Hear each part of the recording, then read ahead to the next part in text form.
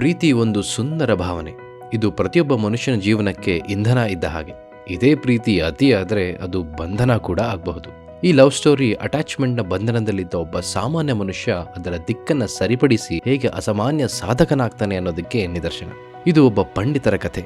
ಅಪಾರ ಜ್ಞಾನ, ಶಾಸ್ತ್ರಗಳಲ್ಲಿ ಪಾಂಡಿತ್ಯ ಇದ್ದಂತಹ ಈ ಪಂಡಿತರಿಗೆ ಒಂದು ದೌರ್ಬಲ್ಯ ಇರುತ್ತೆ. ಅದು ತಮ್ಮ ಹೆಂಡತಿ ಮೇಲಿನ ಅತಿಯಾದ ಪ್ರೇಮ. ಈ ಪ್ರೇಮ ಯಾವ ಮಟ್ಟಕ್ಕಿತ್ತು ಅಂದರೆ ಅವರ ಹೆಂಡತಿನ ಬಿಟ್ಟಿರಕ್ಕಾಗಲ್ಲ ಅಂತ ಹೇಳಿ ತವ್ರ ಮನೆಗೂ ಕಳಿಸ್ತಿರಲ್ವಂತೆ. ಅದೇ ಈಗಿನ ಕಾಲದಲ್ಲಿ ಹೆಂಡತಿ ಯಾವಾಗಪ್ಪ ತವ್ರ ಮನೆಗೆ ಹೋಗ್ತಾಳೆ ಅಂತ ಗಂಡಂದ್ರು ಕಾಯ್ಕೊಂಡಿರ್ತಾರೆ ಬಿಡಿ. ಕತೆ ವಾಪಸ್ ಬರೋಣ. ಒಂದಿನ ಪಂಡಿತರು ಹರಿಕತೆಗೆ ಹೋಗಿರ್ಬೇಕಾದ್ರೆ ಅವರ ಹೆಂಡತಿಯ ಅಣ್ಣ ಮನೆಗೆ ಬಂದು ಅವರನ್ನ ತವ್ರ ಮನೆಗೆ ಕರ್ಕೊಂಡು ಹೋಗ್ತಾರೆ. ಪಂಡಿತರು ಹರಿಕತೆ ಮುಗಿಸ್ಕೊಂಡು ಮನೆಗೆ ಬಂದಾಗ ಹೆಂಡತಿ ಇಲ್ಲದೆ ಇರೋದನ್ನು ನೋಡಿ ಅವರಿಗೆ ತಳಮಳ ತಡ್ಕೊಳಕ್ಕಾಗಲ್ಲ.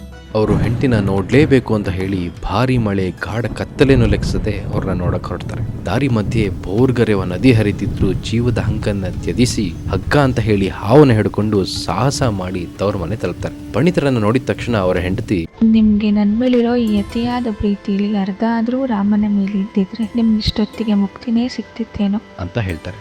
ಈ ಒಂದು ಮಾತು ಒಬ್ಬ ಸಾಮಾನ್ಯ ಪಂಡಿತರನ್ನ ಮಹಾನ್ ಸಂತರಾದ ತುಳಸಿದಾಸರನ್ನಾಗಿ ಮಾಡುತ್ತೆ. ಹೌದು, ಇದು ತುಳಸಿದಾಸರ ಕಥೆ. ತುಳಸಿದಾಸರು ಯಾರಿಗೂ ಗೊತ್ತಿಲ್ಲ ಹೇಳಿ. ರಾಮಚರಿತ ಮಾನಸ, ಹನುಮಾನ್ ಚಾಲಿಸ ಹಾಗೂ ಅನೇಕ ಕಾವ್ಯಗಳ ಮೂಲಕ ಕೋಟ್ಯಾಂತರ ಹೃದಯಗಳನ್ನ ದೈವ ಭಕ್ತಿಯ ಕಡೆಗೆ ಸೆಳೆದ ಒಬ್ಬ ಮಹಾನ್ ಸಂತರು. ಈ ಕಥೆಯ ಸಂದೇಶ ಪ್ರೀತಿನ ತ್ಯಜಿಸಿ ಅಂತಲ್ಲ, ಅಂಟಿಕೆ ಅಥವಾ ಅಟ್ಯಾಚ್ಮೆಂಟ್ ಏನಿದೆ ಅದನ್ನ ಬಿಟ್ಟು ಅದರ ದಿಕ್ಕನ್ನ ಸರಿಪಡಿಸಿದ್ರೆ ಪ್ರೀತಿಗೆ ನಮ್ಮನ್ನ ಮಹಾನ್ ಎತ್ತರಗಳಿಗೆ ಕರೆದೊಯ್ಯುವ ಶಕ್ತಿ ಇದೆ ಅಂತ.